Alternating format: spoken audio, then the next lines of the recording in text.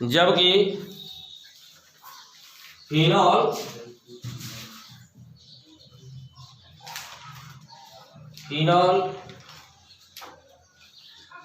के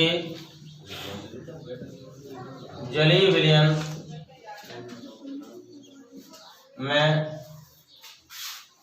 प्रोटॉन के निष्कासन से प्राप्त फिनॉक्साइड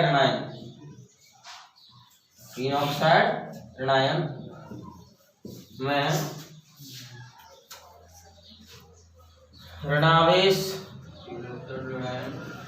ऋणावेश का फैलाव, जिसको विस्थानीकरण कह सकते हैं, फैलाव या विस्थानीकरण कार्बन तथा ऑक्सीजन दोनों पर होता है। कार्बन तथा ऑक्सीजन दोनों पर होने से कम स्थायी अनुनादी संरचना बनती है। कम स्थायी अनुनादी संरचना बनती है। ठीक है, तो कम स्थायी अनुनादी संरचना बनेगी तो प्रोटॉन कम समय के लिए जलीय विलयन में डाला जाएगा, इससे कम अम्लता होगी, जिससे कम अम्लता होती है। भाई इसमें कम अनुनादी संरचना है, इसमें फिनॉक्साइड ऋणायन की कार्बन और ऑक्सीजन पर ऋणावेश होने से कम स्थायी होगी। क्या होगी? कम स्थायी, और कम स्थायी होने से वो कम अम्लता दर्शाएगा। ये है रीजन। ओके, आप इसकी अनुनादी संरचनाएं भी बना सकते हैं। जैसे ये एसिटिक अम्ल है और जल में ये घुल जाएगा और क्या बनाएगा? एसीटेट ऋणायन बनाएगा और H3O+। ठीक है, अब एसीटेट जो ऋणायन बनना है ना, इसकी दो सममित अनुनादी संरचनाएं आपको बनानी है। जो एसीटेट ऋणायन जो बना है, इसकी दो सममित अनुनादी संरचनाएं आपको इस प्रकार से बनानी है। यहाँ पर ये ऋणावेश है, ये ऋणावेश यहाँ से आएगा और ये यहाँ पर इस तरह से एसीटेट ऋणायन है, दो सममित अनुनादी संरचनाएं बनाएगा, जो कल मैंने बताई थी। ठीक है, इस ऑक्सीजन पर इस तरह से ऐसे ये ऋणावेश और यहाँ पर ये डबल बॉन्ड बन गया इस टाइप से। और अब आप देख रहे हैं कि ऋणावेश का विस्थानीकरण दो समान अनुनादी संरचनाओं पर हो रहा है और ये बन रहा है क्या? एसीटेट ऋणायन, यानी 50% इस पर आएगा ऋणावेश और 50% इस पर आएगा। ठीक है, दो सममित अनुनादी संरचनाएं बन रही हैं। इसमें क्या बन रही है? दो सममित अनुनादी संरचनाएं।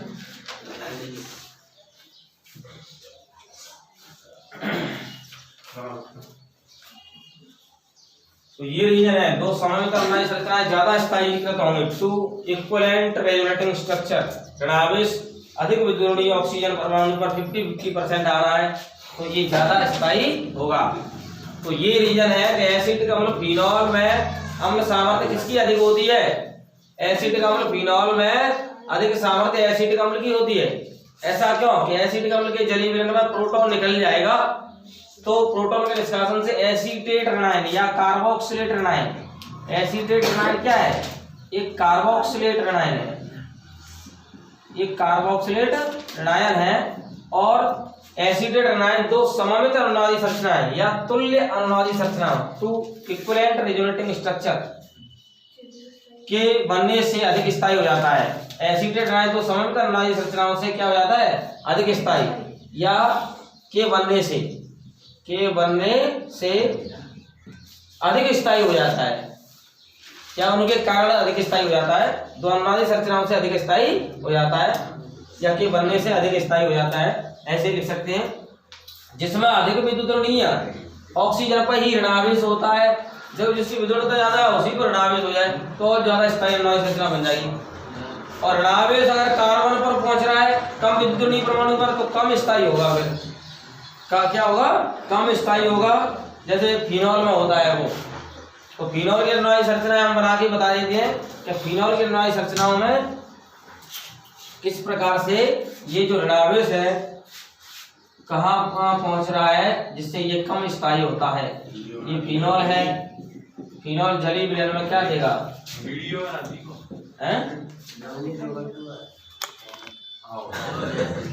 फिनॉल जलीय विलयन में क्या देगा, ये इस तरह से फिनॉक्साइड ऋणायन देगा। क्या देगा, फिनॉक्साइड ऋणायन। और ये जो फिनॉक्साइड ऋणायन बन रहा है, प्रोटॉन इसके जलीय विलयन में चला गया। अब फिनॉक्साइड जो ऋणायन बन रहा है, ये जो फिनॉक्साइड ऋणायन है ये क्या करेगा, देखिए इस तरह से, ऐसे यहाँ से ऋणावेश यहाँ आ जाएगा, यहाँ से इस कोने पर आ जाएगा और इसमें इस तरह से विस्थानीकरण होगा, ऐसे ऐसे विस्थानीकरण होगा, ठीक है। और इस तरह से अब आप देख रहे हैं कि ये विस्थानीकरण इस प्रकार से ऐसे पहुंचेगा, ऐसे पहुंचेगा तो क्या होगा, इस टाइप से हमारी संरचनाएं बनेंगी इसकी। तो ये आप देख रहे हैं कि ऋणावेश ऑक्सीजन पे भी है और कार्बन पे भी है, तो कम स्थायी होगा। एक ही अधिक विद्युत परमाणु पर जब ऋणावेश है तो ज्यादा स्थायी होता है, और कम विद्युत परमाणु कार्बन है इसके बेंजीन के अंदर और इसके ऊपर ऑक्सीजन है, तो इन पर ऋणावेश का फैलाव हो रहा है इस तरह से, तो ये कम स्थायी होगा। कौन सी वाली है, 4 यहाँ इस तरह से ये संरचना बन जाएगी। और ये फिर यहाँ से देखो, ये डबल बॉन्ड यहाँ पहुंच गया, ये यहाँ से यहाँ पहुंच जाएगा, फिर ये नेक्स्ट यहाँ से आ जाएगा और वापस ये बन जाएगा। बेटा फिनॉक्साइड ऋणायन की ऋणात्मक संरचना, फिनॉल की ऋणात्मक संरचना दोनों आ चुकी है पेपर में, फिनॉल की ऋणात्मक संरचनाएं और फिनॉक्साइड ऋणायन की ऋणात्मक संरचनाएं। तो आप देख रहे हैं कि ये फिनॉक्साइड ऋणायन में क्या है, इस प्रकार से फैलाव हो रहा है ऋणावेश का, बना लो, ठीक है। ये तो फिनॉक्साइड ऋणायन में हो गया कि ऋणावेश कहाँ कहाँ पहुंच रहा है, कार्बन ऑक्सीजन दोनों पर पहुंच रहा है, जिससे कम स्थायी ऋणात्मक संरचना बनेगी और वो कम अम्लीय होगा। तो ये जवाब लिखना है, कम से कम 2 नंबर का ये प्रश्न आएगा। और इस 2 नंबर के प्रश्न में आपको इस प्रकार से पूरा लिखना पड़ेगा कि एसिटिक अम्ल और फिनॉल में कौन अधिक अम्लीय है और कारण बताना है उसका, ठीक है। सब मैंने लिखाया होगा, आपको समझना है, अच्छी तरह से याद रखना है।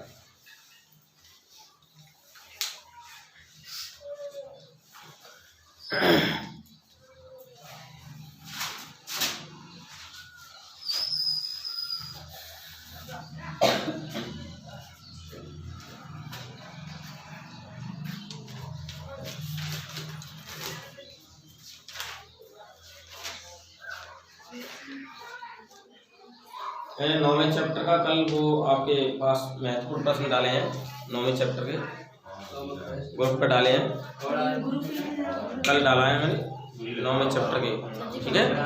उस दिन आपने लिखे थे 6 क्वेश्चन और फिर मैंने और डाले हैं, ठीक है। तो उन प्रश्नों को आप सॉल्व कर लो, अच्छी तरह से याद कर लो उनको, ठीक है। आज मैं 8वें चैप्टर के D&F ब्लॉक के महत्वपूर्ण प्रश्न डाल दूंगा, ठीक है, उनको भी याद कर लेना। ये लिख लिया भाई,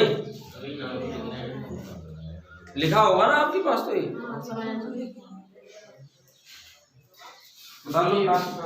वीडियो बनाई का बना देना दीजिए वो वाले इम्पोर्टेंट क्वेश्चन वाले लाइव क्लास में। हाँ, लाइव क्लास में केवल आप आवाज ही सुनेंगे, आवाज सुन करके ही लिख लेना, नोट कर लेना। लाइव क्लास में नेटवर्क नहीं आने से क्वालिटी नहीं आती है, ठीक है। तो आप लाइव क्लास को केवल सुन करके नोट करके उनको याद करेंगे, हैं? कोई बात नहीं, आप देखो दोबारा मैं तो रिवीजन में आएगा, जैसे ये चल रहा है जैसे दोबारा रिवीजन में आ जाएगा वो। हाँ जी, अब देखेंगे कि विभिन्न प्रकार के कार्बोक्सिलिक अम्लों की अम्ल सामर्थ्य किस प्रकार से होती है। तो नया टॉपिक डालेंगे, विभिन्न प्रकार के कार्बोक्सिलिक अम्लों की अम्ल सामर्थ्य। ये किताब में से बना लेना, हमारी संरचना है यहाँ तक बना लिया, इसको इस तरह से किताब में से बना लेना, आपकी बुक में होगी ना, नहीं है तो बना लो फटाफट, जल्दी जल्दी बनाओ। भाई उसी तरह से चलेंगे तो फिर तो ऑक्सीजन में प्लस होना है माइनस ऑक्सीजन पर देखो ऐसा है, यहाँ से ये प्रोटॉन निकलेगा, बंद के इलेक्ट्रॉन ये ऑक्सीजन पर ही चले जाएंगे, तो प्रोटॉन यहाँ से निकल गया और जो जल ने ग्रहण कर लिया H3O प्लस हाइड्रोनियम धनायन के रूप में बाहर हो गया, तो ये फिनॉक्साइड ऋणायन बना। क्या बना? अब फिनॉक्साइड ऋणायन में ऑक्सीजन पर ऋणावेश है, इस ऋणावेश का विस्थानीकरण होगा, यहाँ से ऋणावेश से डबल बॉन्ड के रूप में हो गया, फिर यहाँ से द्विबंध इस कोने पर हो गया, 2 इलेक्ट्रॉन माइनस हो गए, फिर यहाँ से 2 इलेक्ट्रॉन यहाँ गया तो डबल बॉन्ड आ गया, यहाँ से 2 पाई 1 टूट गया तो 2 इलेक्ट्रॉन माइनस हो गया, फिर यहाँ से ये यहाँ पर आ गया, फिर ये पहुंच के यहाँ 2 ऋणावेश हो गए, फिर डबल बॉन्ड बन गया, फिर पाई 1 टूट करके यहाँ पर आया तो 2 ऋणावेश हो गए। अब ऋणावेश कहाँ कहाँ फैल रहा है? ऑक्सीजन पर भी फैल रहा है, कार्बन पर फैल, या तो ऑक्सीजन पर रहता तो ज्यादा स्थायी होता, जैसे कि उसमें हुआ एसीटेट ऋणायन में। किसमें? एसीटेट ऋणायन में जैसे हुआ कि एसीटेट ऋणायन में देखिए आप ऋणावेश कहाँ कहाँ फैला हुआ है, केवल ऑक्सीजन में फैला हुआ है। तो ये 2 सममित अनुनादी संरचनाएं हैं, और 2 सममित अनुनादी संरचनाएं तो सिमेट्रिकल रेजोनेटिंग स्ट्रक्चर ज्यादा स्थायी होंगी, ठीक है, और ये कम स्थायी होंगी। ये क्या होंगी? कम स्थायी होंगी, ठीक है। तो ज्यादा स्थायी होंगी, वो अपने विलयन में ज्यादा समय तक रहेंगी और प्रोटॉन उनका विलयन में बना रहेगा, तो प्रोटॉन ज्यादा रहेगा तो ज्यादा अम्लीयता हो जाएगी, तो एसिडिक अम्ल की ज्यादा अम्लीयता होती है। आगे बात समझ में? ये रीजन है। चलो नेक्स्ट लिखो, कार्बोक्सिलिक अम्लों की अम्ल सामर्थ्य। विभिन्न प्रकार के कार्बोक्सिलिक अम्लों की क्या क्या अम्ल सामर्थ्य होती है और उनकी अम्ल सामर्थ्य को प्रभावित करने वाले कारक तथा उनकी अम्ल सामर्थ्य को प्रभावित करने वाले कारक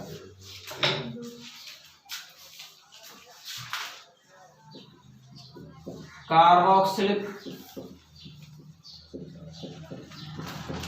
अम्लों की अम्ल सामर्थ्य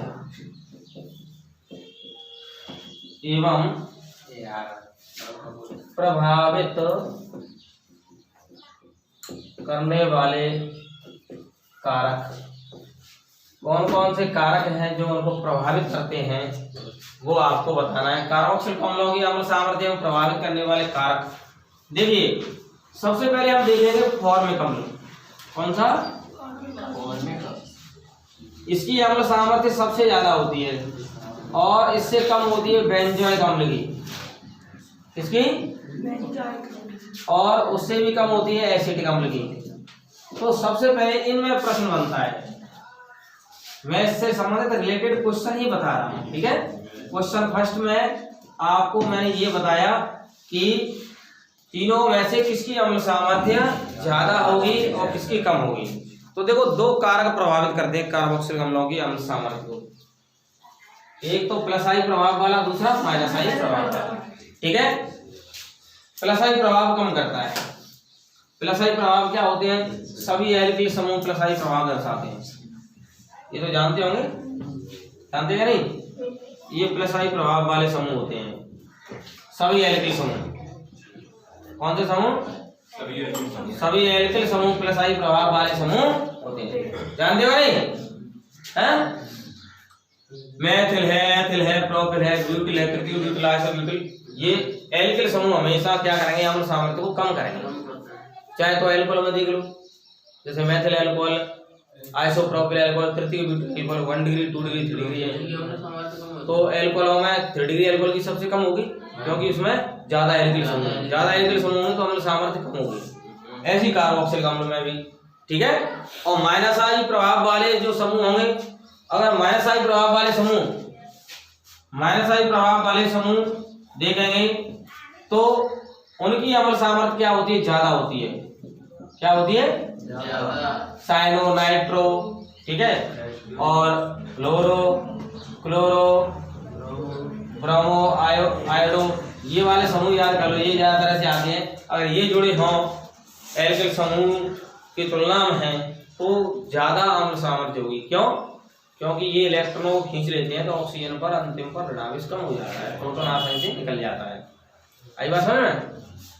तो अब देखो इनमें हम यहाँ देखेंगे सबसे अम्ल सामर्थ्य ज्यादा होगी फॉर्मिक अम्ल की। किसकी होगी? फॉर्मिक अम्ल की, क्योंकि इसमें ना तो प्लस आई प्रभाव है ना माइनस आई। और ये बेंजोइक अम्ल में देखेंगे तो इसमें त्रिविम बाधा आ जाता है। क्या जाता है? त्रिविम बाधा के कारण यहाँ प्रोटॉन आसानी से निकल नहीं पाता। और एसिडिक अम्ल में सबसे कम निकलता है। तो सबसे ज्यादा अम्लीय सामर्थ्य किसकी होगी?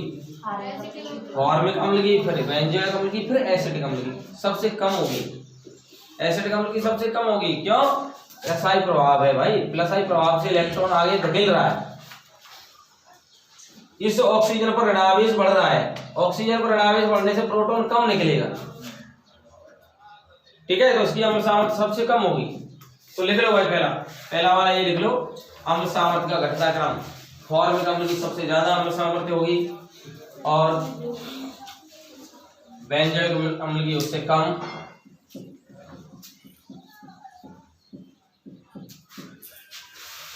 और एसिडिक अम्ल की उससे भी कम होगी। ये अम्ल सामर्थ्य का घटता क्रम है।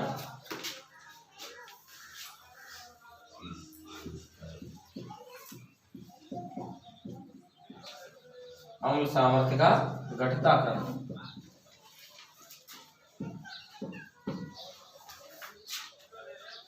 क्वेश्चन इसी प्रकार से आएगा कि अम्ल सामर्थ्य का घटता क्रम लिखिए। क्या लिखिए? अम्ल सामर्थ्य का घटता क्रम लिखो। अम्ल सामर्थ्य का घटता क्रम लिखना है तो फॉर्मिक अम्ल की सबसे ज्यादा अम्ल सामर्थ्य होगी, बेंजोइक अम्ल की उससे कम और एसिडिक अम्ल की उससे कम। पक्का याद कर लो, फॉर्मिक अम्ल की अम्ल सामर्थ्य इन तीनों में ज्यादा होगी। बेंजोइक अम्ल की क्यों कम होगी? त्रिविम बाधा के कारण। और एसिडिक अम्ल की क्यों कम होगी? प्लस आई प्रभाव के कारण। प्लस आई प्रभाव, एल्किल समूह का प्लस आई प्रभाव, धनात्मक प्रेरणिक प्रभाव, पॉजिटिव इंडक्टिव इफेक्ट के कारण इस अंतिम ऑक्सीजन पर ऋणावेश बढ़ जाता है, प्रोटॉन कम निकलते हैं। दूसरा क्वेश्चन है, बात नहीं। दूसरा क्वेश्चन देखिए, क्लोरो एसिडिक अम्ल,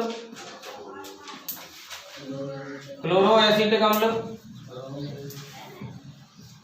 और ब्रोमो एसिडिक अम्ल और आयोडो एसिडिक अम्ल।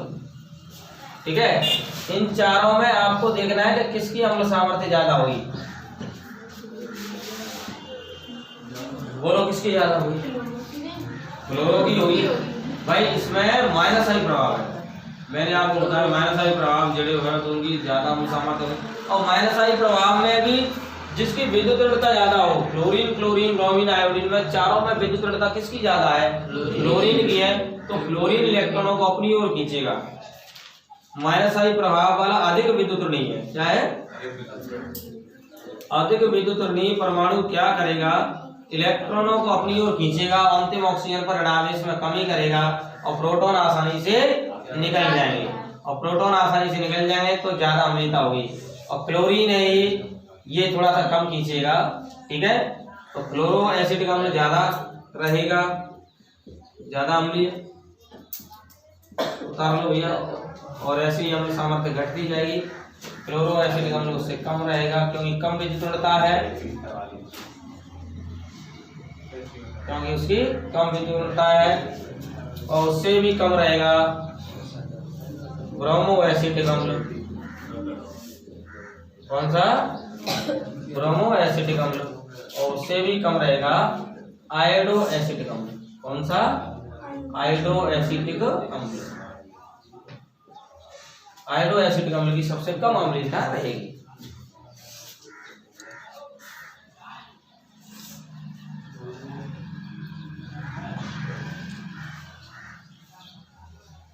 ये 4 कार्बन का कार्बोक्सिलिक अम्ल है। इसमें फ्लोरीन जुड़ा हुआ है अल्फा कार्बन पर,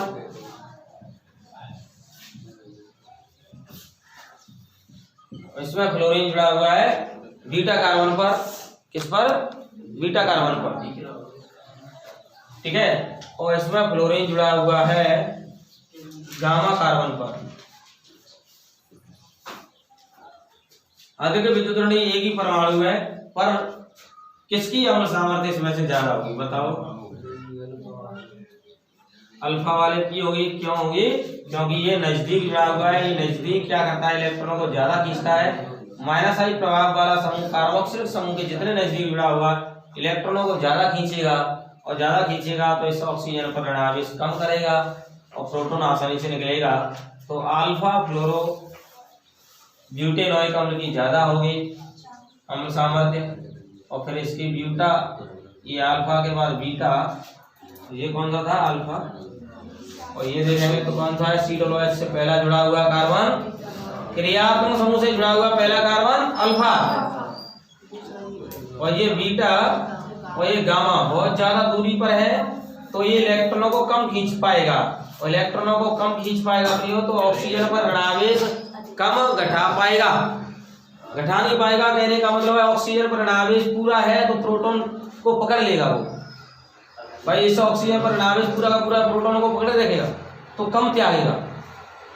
माइनस आई प्रभाव वाला समूह जितना ज्यादा नजदीक जुड़ा हो अम्ल सामर्थ्य बढ़ेगी, प्लस आई प्रभाव से घटेगी। प्लस आई प्रभाव में एल्किल समूह है, एल्किल समूह मेथिल एथिल ब्यूटाइल, और माइनस आई प्रभाव में ये है cyano nitro chloro chloro bromo iodo. ये जितने ज्यादा नजदीक जुड़े होंगे माइनस आई वाले अम्ल सामर्थ्य उतनी ज्यादा बढ़ेगी, ठीक है। तो अम्ल सामर्थ्य इसकी ज्यादा होगी अल्फा फ्लोरो ब्यूटेनॉइक अम्ल, और बीटा फ्लोरो ब्यूटेनॉइक अम्ल की उससे कम होगी, और गामा फ्लोरो ब्यूटेनॉइक अम्ल की उससे भी कम होगी। लिखिए बेटा इसको फटाफट, अल्फा फ्लोरो ब्यूटेनॉइक अम्ल। इस चैप्टर में मैंने जितने महत्वपूर्ण प्रश्न बनाए इन्हीं को रट लो, इन्हीं में से आएगा, इनसे आउट जा ही नहीं सकता, ठीक है। हाँ 5 नंबर का आपका चैप्टर मैंने कंठस्थ करा दिया, बिल्कुल इसी में से ही आएगा, आप तो इनको घोर के पी जाओ। ऐसे ही क्वेश्चन आते हैं। हाँ ऐसे ही क्वेश्चन आते हैं।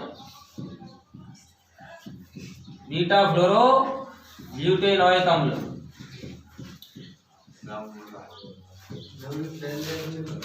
गामा फ्लोरो ब्यूटेनॉइक अम्ल,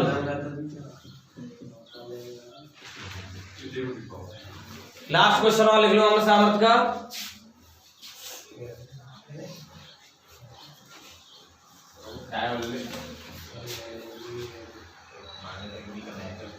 लास्ट क्वेश्चन ये देखेंगे कि para nitro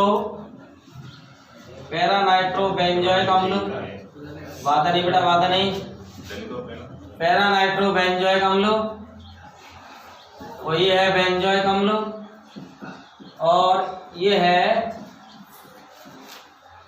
para methoxy benzoic अम्ल। मेथॉक्सी और मेथिल ये बेटा प्लस आई प्रभाव वाले समूह होते हैं। ये मेथॉक्सी कौन सा समूह वाला होता है, प्लस आई, ये प्लस आई प्रभाव यानी इलेक्ट्रॉन दाता समूह होता है, आगे की ओर इलेक्ट्रॉन धकेलते हैं प्लस आई प्रभाव वाले, इलेक्ट्रॉन दाता समूह, ठीक है। इतने में तेरा ध्यान कहाँ है बेटा, मेथॉक्सी जो है प्लस आई प्रभाव वाला समूह है मेथॉक्सी, और मेथॉक्सी समूह क्या करेगा, ये इलेक्ट्रॉनों को आगे की ओर धकेलेगा, और इलेक्ट्रॉनों को आगे की ओर धकेलेगा तो इस ऑक्सीजन पर ऋणावेश बढ़ाएगा, ऑक्सीजन पर ऋणावेश बढ़ाएगा तो प्रोटॉन H को पकड़ लेगा, कम त्यागेगा तो अम्ल सामर्थ्य घट जाएगी, डाउन हो जाएगी, इससे ज्यादा तो बेंजोइक अम्ल की ही हो जाएगी। पैरा मेथॉक्सी बेंजोइक अम्ल से तो किसकी ज्यादा हो जाएगी, बेंजोइक अम्ल की ही हो जाएगी, बेंजोइक अम्ल, ठीक है। और इससे भी ज्यादा किसकी हो जाएगी, पैरा नाइट्रो बेंजोइक अम्ल, पैरा नाइट्रो बेंजोइक अम्ल की हो जाएगी, ओके। पैरा नाइट्रो बेंजोइक अम्ल में नाइट्रो समूह है ना, माइनस आई प्रभाव दर्शाता है, माइनस आई प्रभाव यानी इलेक्ट्रॉन आकर्षित समूह होने से इलेक्ट्रॉनों को अपनी ओर खींच लेगा, और इलेक्ट्रॉनों को अपनी ओर खींच लेगा तो इस अंतिम ऑक्सीजन पर जो ऋणावेश है वो डाउन हो जाएगा, और डाउन हो जाएगा तो प्रोटॉन आसानी से निकलेगा, कम हो जाएगा, और अंतिम ऑक्सीजन पर इलेक्ट्रॉनों को खींच लेगा इस तरह से, तो ठीक है। ऑक्सीजन पर ऋणावेश कम हो जाएगा तो प्रोटॉन आसानी से निकल जाएगा H+, और इसकी अम्ल सामर्थ्य से ज्यादा होगी पैरा नाइट्रो बेंजोइक अम्ल की। और इस चैप्टर में आपको कोई प्रॉब्लम हो तो पूछो, मैंने आपको ये 1 शॉट रिवीजन कराया पूरे एल्डिहाइड कीटोन कार्बोक्सिलिक अम्ल का, और महत्वपूर्ण प्रश्न बताए। आपको और कोई क्वेरीज हो तो पूछ सकते हैं आप, पर जो प्रश्न मैंने कराए हैं ये इन सब प्रश्नों को आप अच्छी तरह से सॉल्व कर लो, क्योंकि इन प्रश्नों को आप अच्छी तरह से सॉल्व कर लोगे तो मैं जानता हूँ कि इनमें से शायद कोई क्वेश्चन बाहर नहीं जाएगा। इनको आप अच्छी तरह से याद कर लो। मैं इसके बाद फिर एमिन चैप्टर को लेके चलूं, बोलो।